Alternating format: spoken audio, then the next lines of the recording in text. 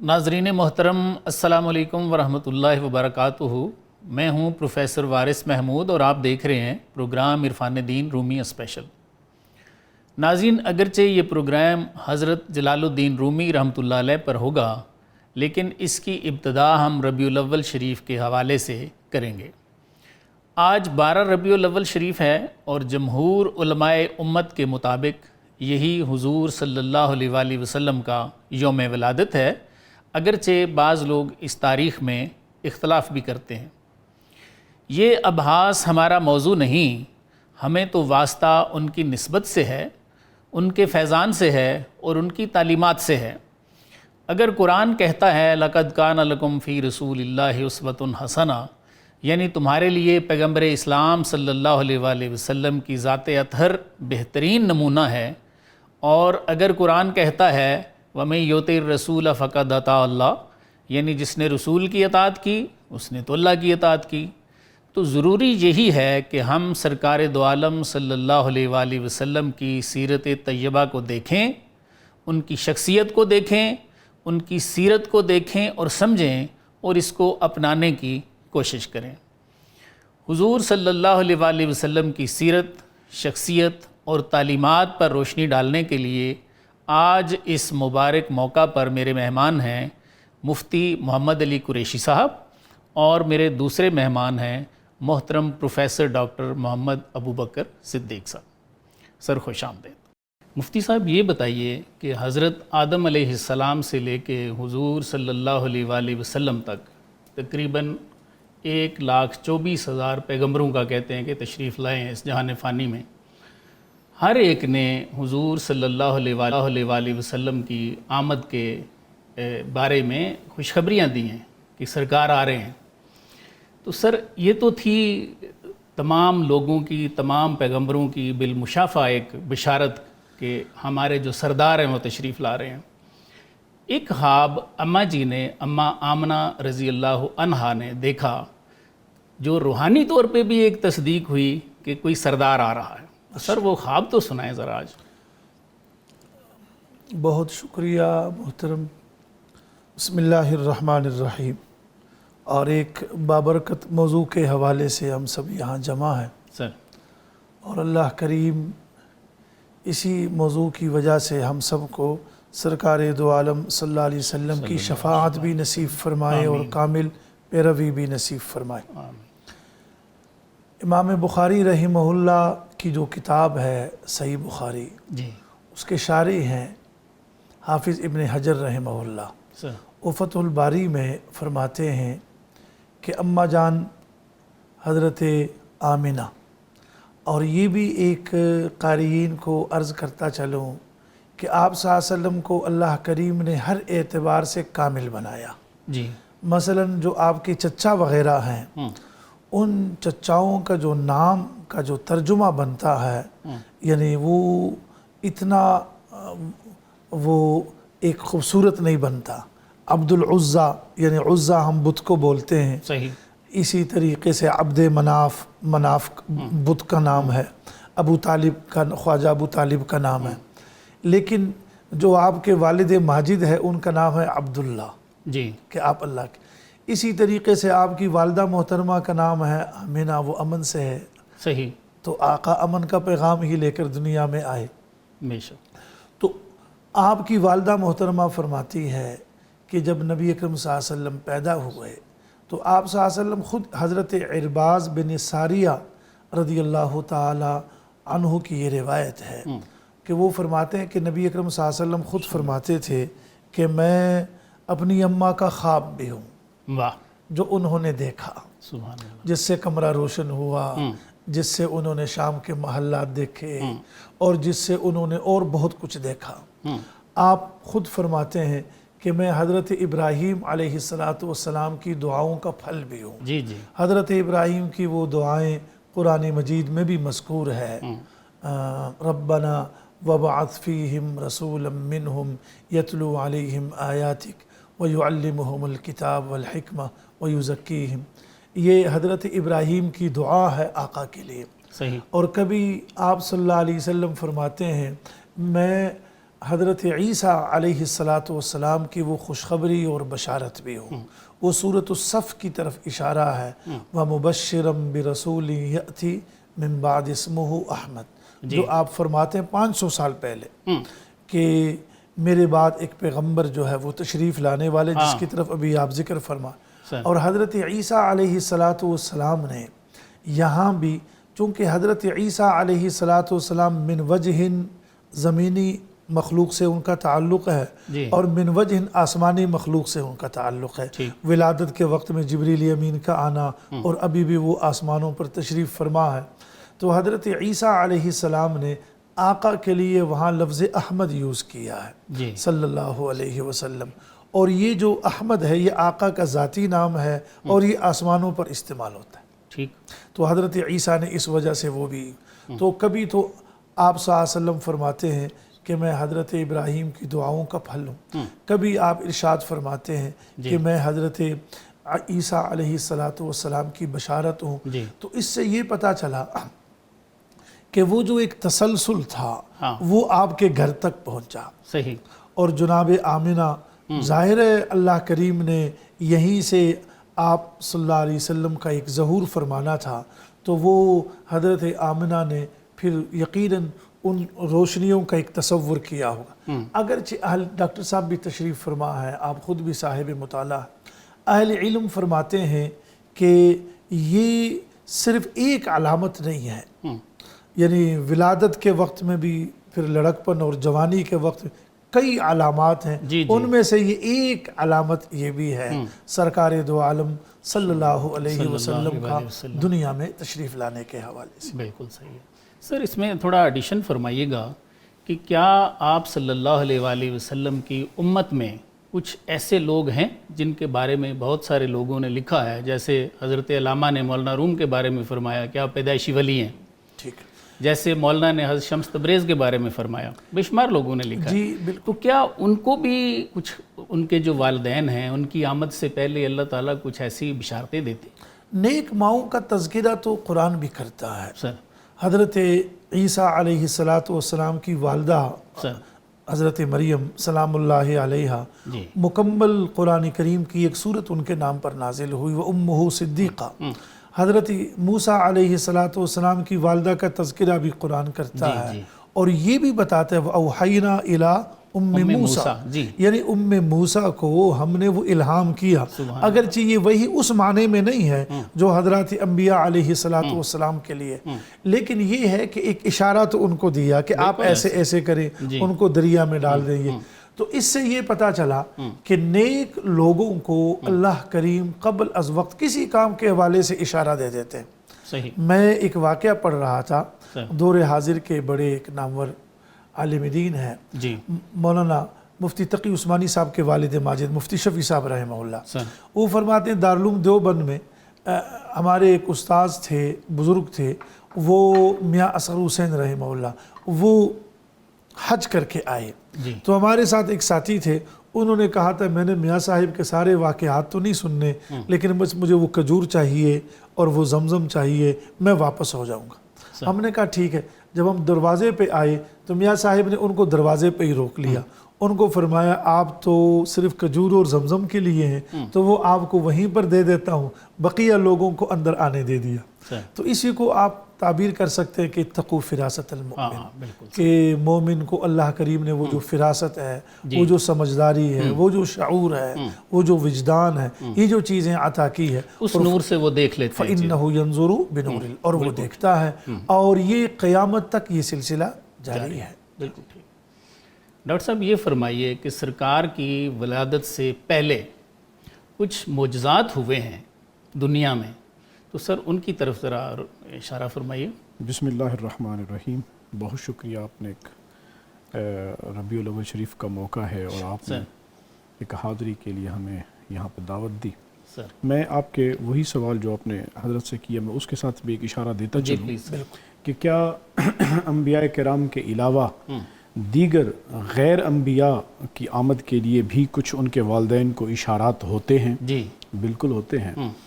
وہ اس طرح کہ جب حضرت سیدنا صدیق اکبر رضی اللہ تعالیٰ عنہ حضور نبی رحمت صلی اللہ علیہ وسلم پر ایمان لائے تو آپ کے والد ابو قحافہ جنہوں نے ابھی تک اسلام قبول نہیں کیا تھا، جی جی، تو انہوں نے بھی آپ کو بہت جو ہے وہ ایک ریزسٹ کیا کہ بھی آپ نے اسلام قبول کیوں کیا.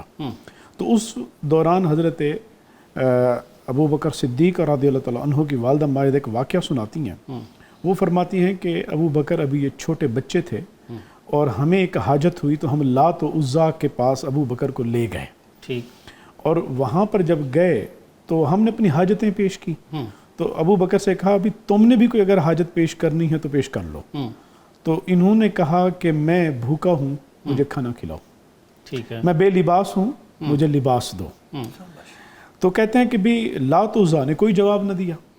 تو اس دوران حضرت ابو بکر صدیق نے پھر پتھر اٹھایا، پتھر اٹھا کر لات و عزا کو مارا اور یہ کہہ کر مارا کہ اگر اپنے آپ کو بچا سکتے ہو تو بچاؤ. تو جب انہوں نے وہ پتھر مارا تو ابو قحافہ جو تھے انہوں نے حضرت ابو بکر کو مارنا شروع کر دیا. اچھا. تو آپ کی والدہ اسی وقت ابو قحافہ کو کہتی ہیں کہ نہ کرو، اس لیے کہ جب ابو بکر ابھی میرے پیٹ میں تھا میں اس وقت آوازیں سنتی تھی کہ ہٹ جاؤ، یہ وہ بچہ ہے پیٹ میں کہ جو محمد صلی اللہ علیہ وسلم کا دوست ہوگا اور ان کا یہ صحابی ہوگا.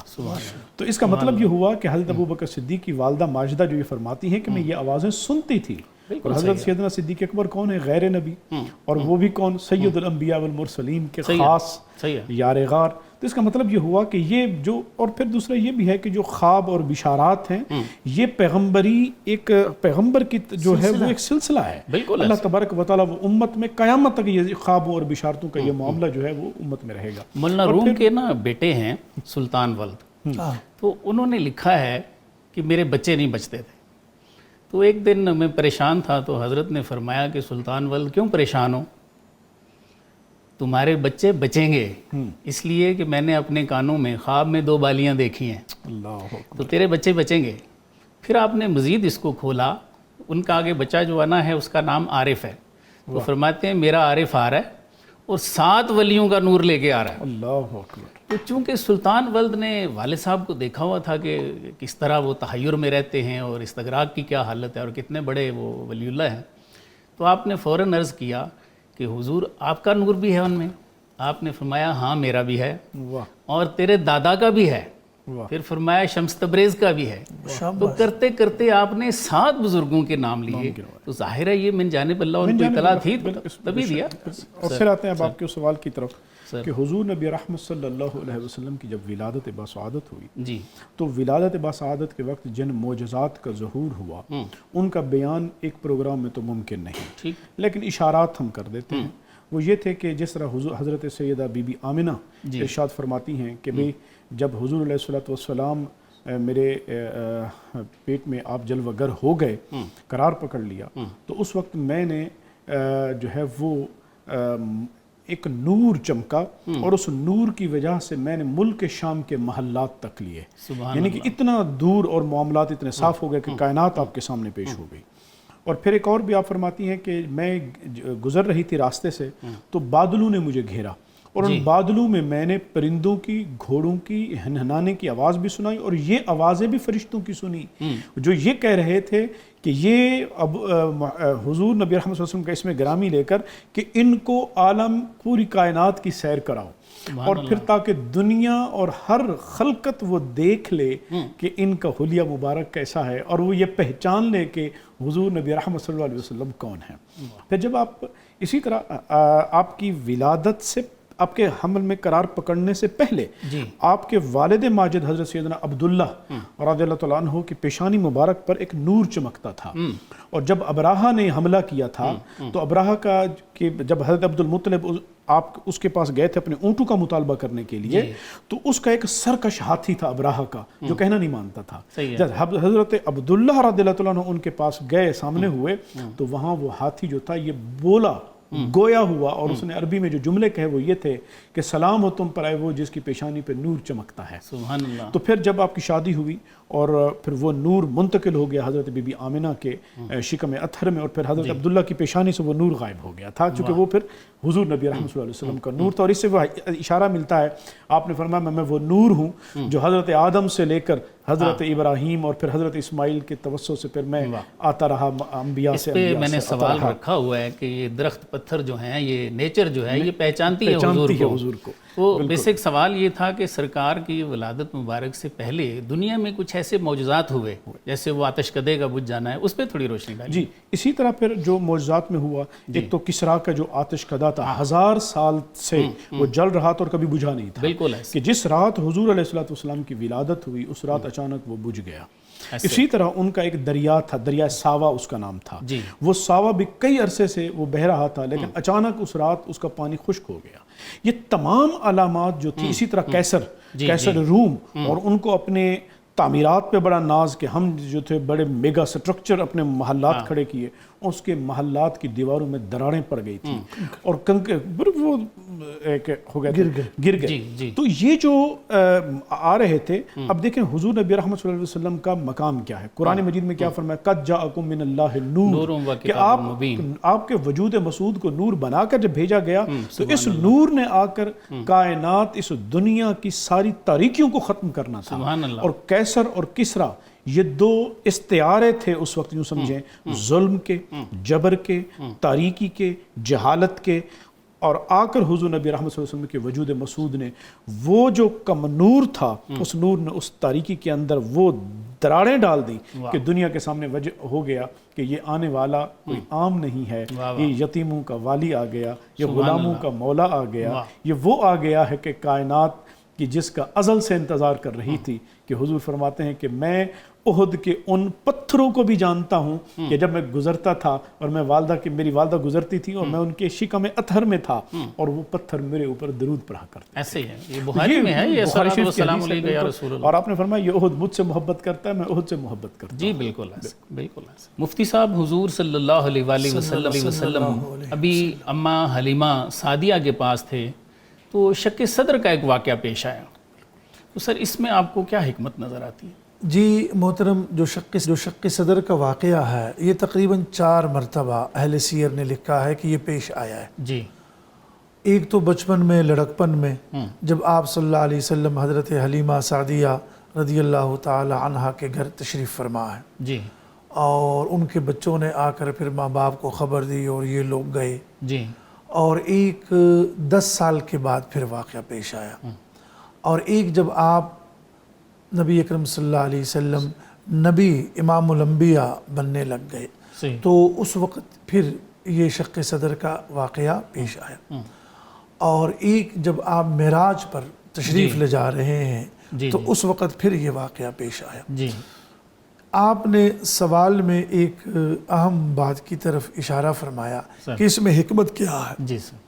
تو اس میں اہل علم نے یہ لکھا ہے، بلکہ حدیث میں بھی یہی آتا ہے کہ شیطان کا جو حصہ ہے وہ وہاں سے نکال دیا گیا. بالکل صحیح. اور ایک اس کی وجہ یہ ہے کہ حضرت انس خود فرماتے ہیں کہ میں نے وہ ٹانکے دیکھے بھی آقا کے سینے مبارکہ میں. میں ایک تھوڑا سا ایڈیشن اس میں کرنا چاہوں گا. اچھا، میں اپنی بات ختم کر دوں. Please sir. اور ایک یہ ہے کہ نبی اکرم صلی اللہ علیہ وسلم سے پوچھا بھی گیا کہ شیطان کن راستوں سے داخل ہوتا ہے. یوسوس فی صدور الناس، آخر وسوسہ تو ڈالتا ہے. جی بالکل. تو اہل علم نے لکھا ہے کہ یہ پیٹھ یہاں جو بائیں طرف ادھر سے یہ داخل ہوتا ہے.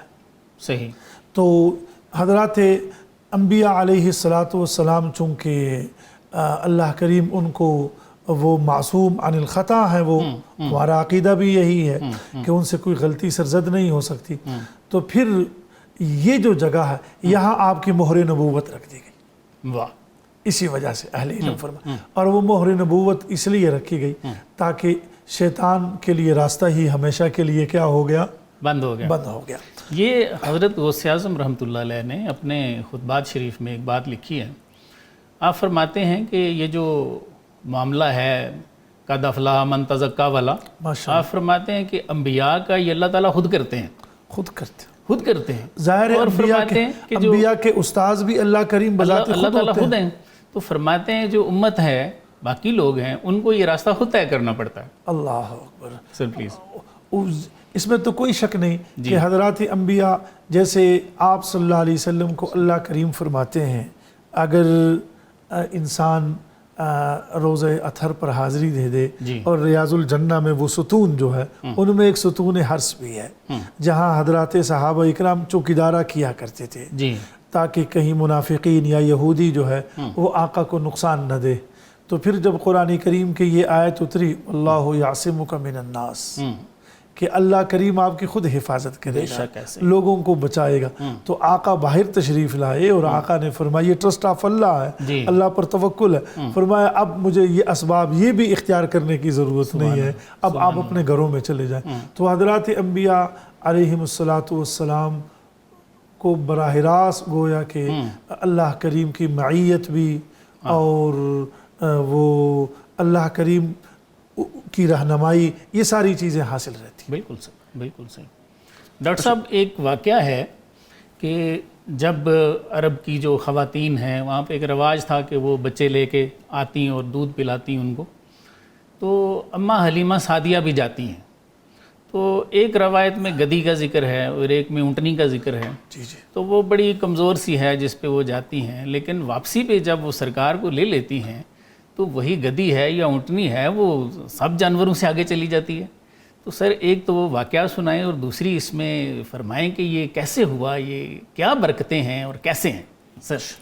میں گزشتہ سے پیوستہ کہ واقع شک صدر میں جو حکمتیں ہیں, جس طرح حضرت نے فرمایا کہ 3 مقامات پر شک صدر ہوا, اصل میں شک صدر کے پیچھے جو حکمتیں ہیں وہ یہ ہیں کہ جو ایک موہومہ ہو سکتی ہیں اہل محبت کے نزدیک, وہ یہ کہ قلب انور کو ایک کہتا ہے ہمارے ہیں کہ بیٹری چارج کرنا, قلب انور کو وہ جو آب زمزم وہ جو لایا جاتا ہے ماء طہور کیا کہتے ہیں کہ حوض کوثر سے, اور اس سے جو دھویا جا رہا ہے اور پھر فرشتے جبریل و امین اپنے ہاتھوں سے دھو رہے ہیں, بنیادی طور پر یہ انوار و تجلیات کہ جو اللہ جل مجدہ کی بارگاہ سے جو انوار و تجلیات ہونی ہیں ان انوار و تجلیات کے لیے تیار کیا جائے.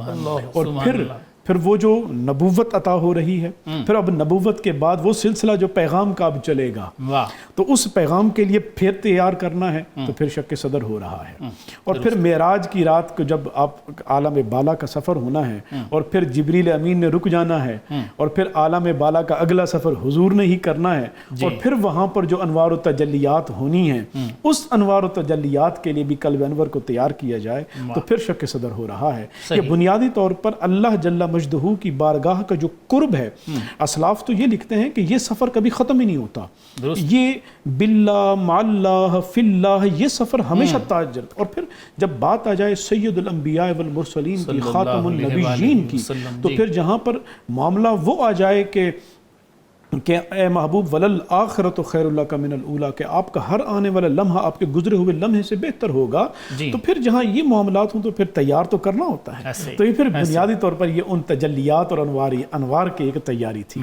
اب آپ کا سوال جو تھا اس میں کوئی شک نہیں کہ جب وہ عورتیں بچوں کو لینے آیا کرتی تھیں اور جب سب کو ایک مل گیا, تو حضرت دائی حلیمہ جو تھیں وہ پریشان کے غریب تھیں, غربت کی وجہ سے ان کو کسی نے دیا نہیں, تو راستے میں حضرت سیدنا عبد المطلب مل گئے, اور جب حضرت سیدنا عبد المطلب سے نے آپ کا نام پوچھا تو کہا حلیمہ سعدیہ, تو بہت خوش ہو گئے کہ حلم بھی ہے, اور پھر پوچھا کس قبیلے سے ہو, بنو سعد سے ہوں, کہا واہ سعادت مندی بھی ہے. تو آپ نے فرمایا آ جاؤ میں اپنا بیٹا جو ہے لخت جگر آپ کو دیتا ہوں.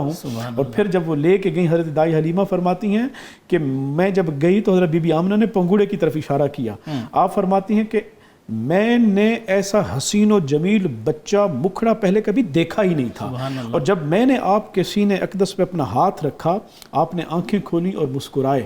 حضرت حلیمہ سعدیہ فرماتی ہیں کہ آپ کے رخسار لب مبارک سے نور کی وہ کرن میں نے آسمانوں کی طرف جاتے ہوئے خود دیکھی. تو پھر کہتی ہے کہ میں نے جب اٹھایا تو حضرت آمنہ میرے پاس آئیں اور آ کر مجھے کہا کہ حلیمہ یہ میرا بچہ کوئی عام بچہ نہیں ہے, میں نے اس کی ولادت سے پہلے میں نے کئی بشارتیں دیکھی ہیں. اور پھر فرمایا کہ جس رات آپ کی ولادت تھی, پھر وہاں پہ فرمایا کہ ایک جو آپ کے جو ایک اہل عرب کا ایک تھا کہ بھی اس کے عورتوں جیسی 2 لمبے قد والی عورتیں میرے پاس تشریف لائیں.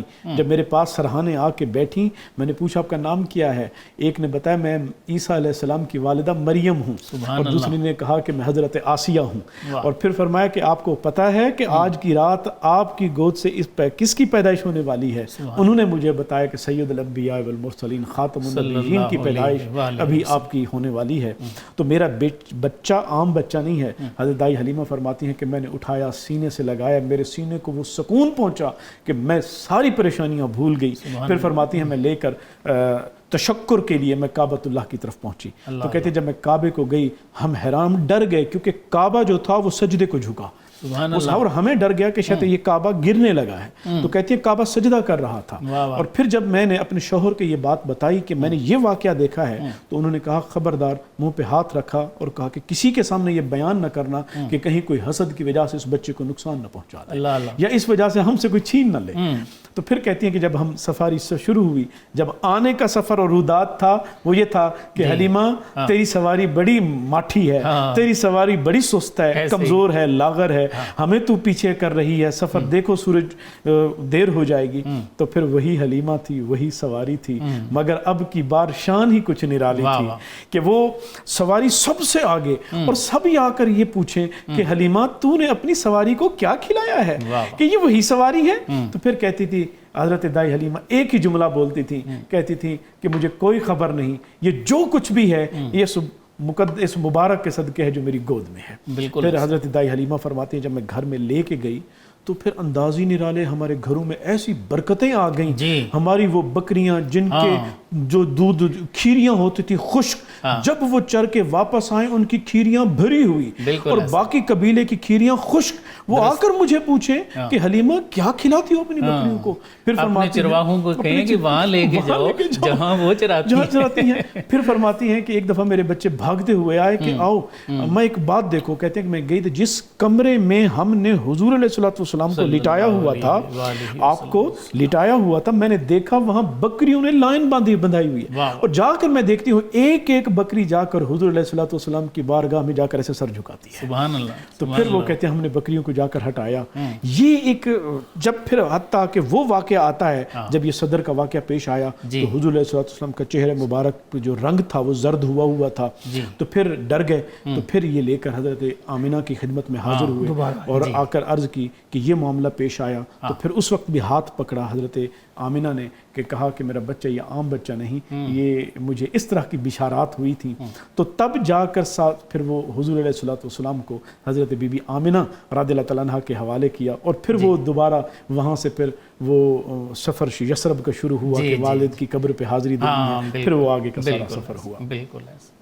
مفتی صاحب یہ بتائیے کہ قرآن میں کہیں تو ہے وَمَا أَرْسَلْنَاكَ إِلَّا رَحْمَةً لِّلْعَالَمِينَ کہ اے محبوب ہم نے آپ کو تمام جہانوں کے لیے رحمت بنا کے بھیجا ہے.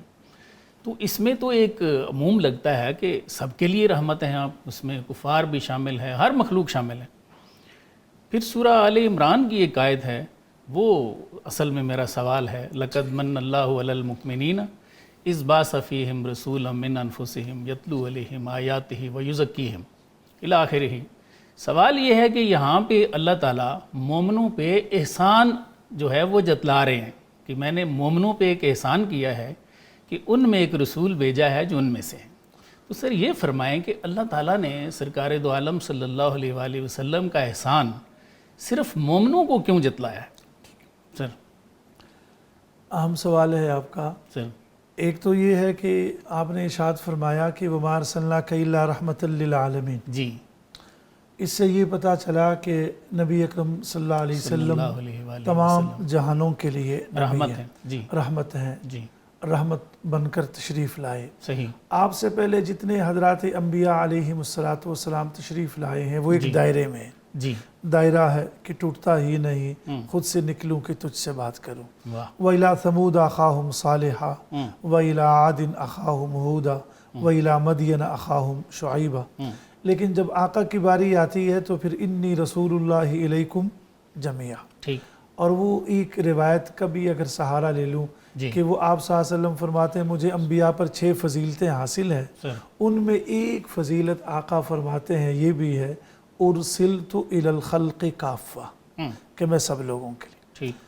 تو یہاں پر جو آپ نے ایک اس میں پھر ایک اہم ضمناً اشارہ فرما دیا. جی.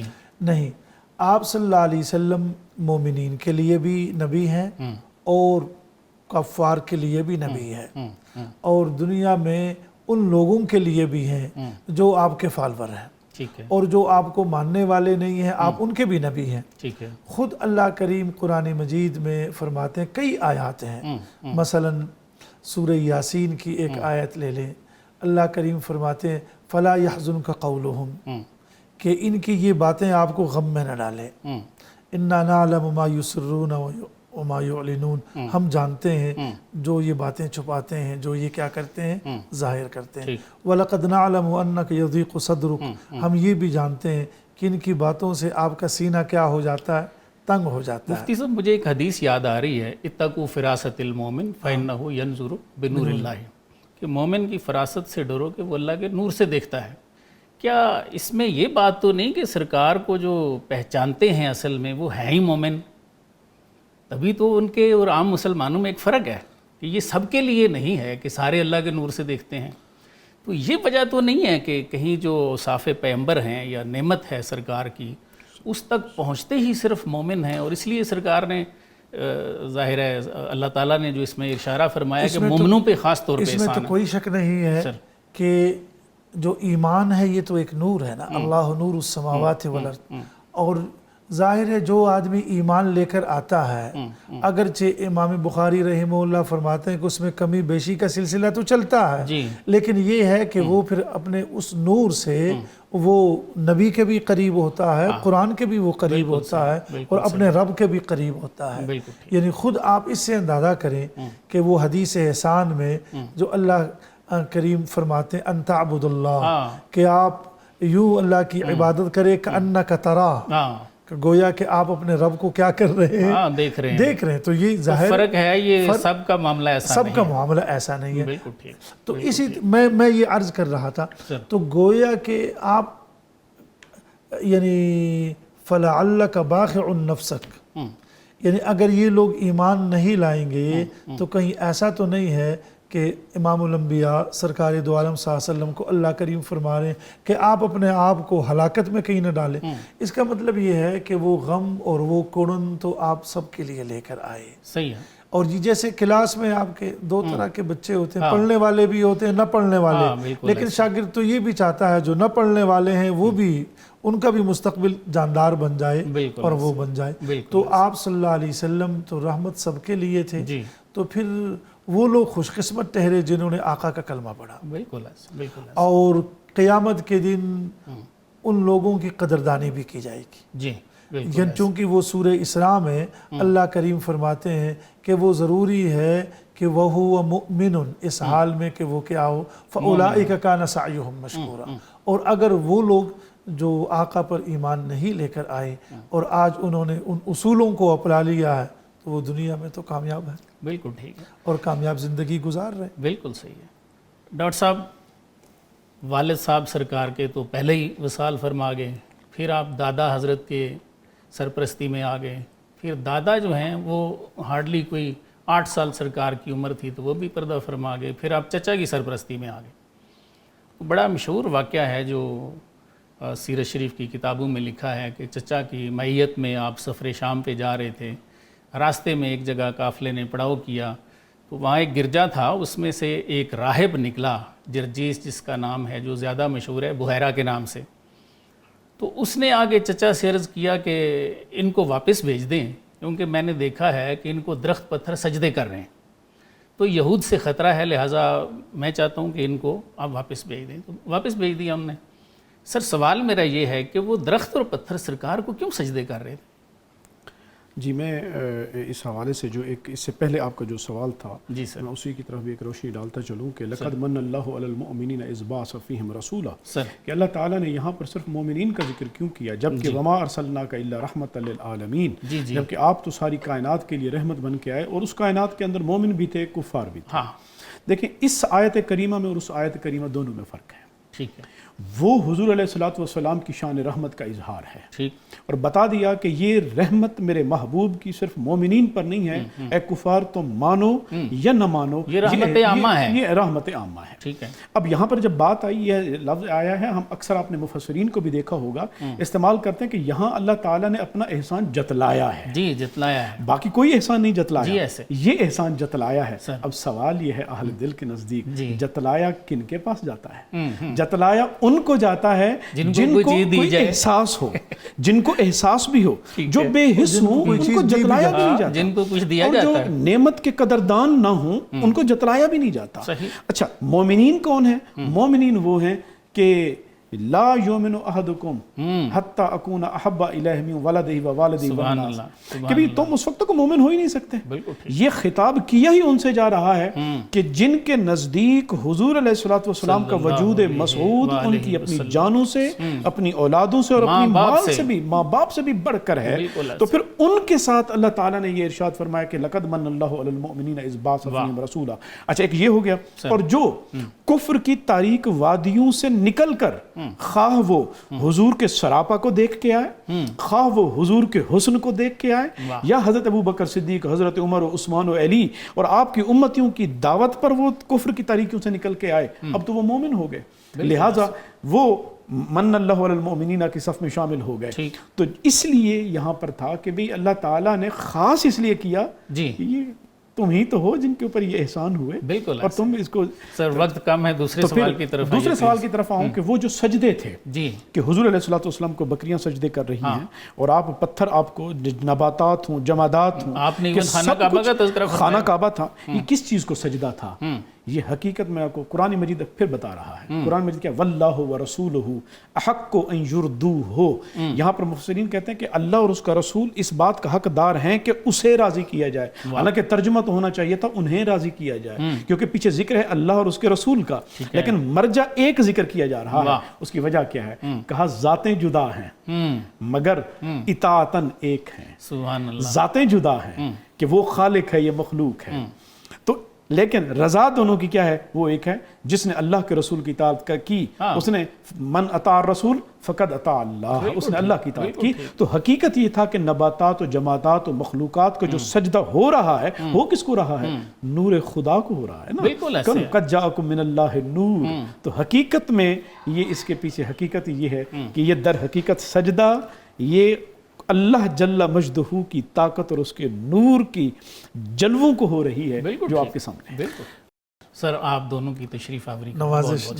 بہت شکریہ۔ جی ناظرین، آج کے پروگرام کی ایک خاص بات یہ ہے کہ حضور صلی اللہ علیہ وآلہ وسلم کو قرآن نے ہمارے لیے بہترین نمونہ قرار دیا ہے۔ اگر ہم سب حضور صلی اللہ علیہ وآلہ وسلم کا عرفان رکھتے، سمجھ چکے ہوتے، تو آج وہ اختلافات جو ہم میں موجود ہیں بالکل نہ ہوتے۔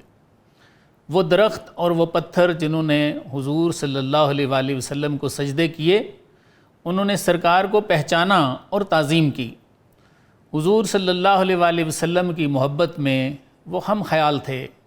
ہم حضور صلی اللہ علیہ وآلہ وسلم کو نہیں پہچانتے، اس لیے ان کی محبت اور عقیدت میں ہم خیال بھی نہیں۔ ہم حضور صلی اللہ علیہ وآلہ وسلم کو اپنے عقلی اینگل سے دیکھتے ہیں، اس لیے اختلافات میں پڑھ کر لڑائیاں بھی کرتے ہیں اور ایک دوسرے سے دن بدن دور بھی ہوتے جا رہے ہیں۔ دوسری خاص بات یہ ہے جو ہمارے علماء نے آج واضح کی کہ اللہ نے حضور صلی اللہ علیہ وآلہ وسلم کی ذات کو صرف مومنوں پر احسان اس لیے فرمایا ہے کہ سرکار کو صرف پہچانتے ہی اصحاب بصیرت ہیں جنہیں ہم مومن کہتے ہیں، اور وہی اصل پیروکار ہیں۔ اور یہ بات نہ میں کہہ رہا ہوں، نہ ہمارے علماء اپنی طرف سے کہہ رہے ہیں، یہ قرآن کہتا ہے۔